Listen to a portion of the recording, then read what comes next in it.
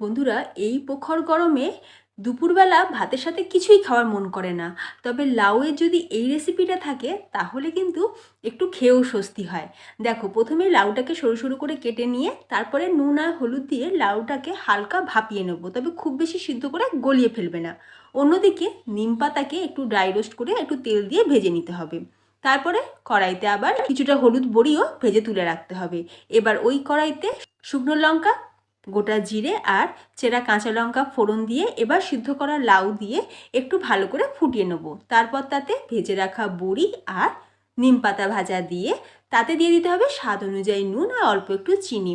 এবার সবার শেষে খুব ভালো করে যখন লাউয়ের জলটা শুকনো হয়ে যাবে আর বড়িও সিদ্ধ হয়ে যাবে, একটু মাখো মাখো হয়ে গেলেই তৈরি লাউ শুক্তো। গরমের দুপুরে এটাই বানিয়ে খাও। আর বন্ধুরা, তোমরা কারা কারা এইরকম লাউয়ের শুক্তো খেয়েছো আমাকে অবশ্যই কমেন্ট করো।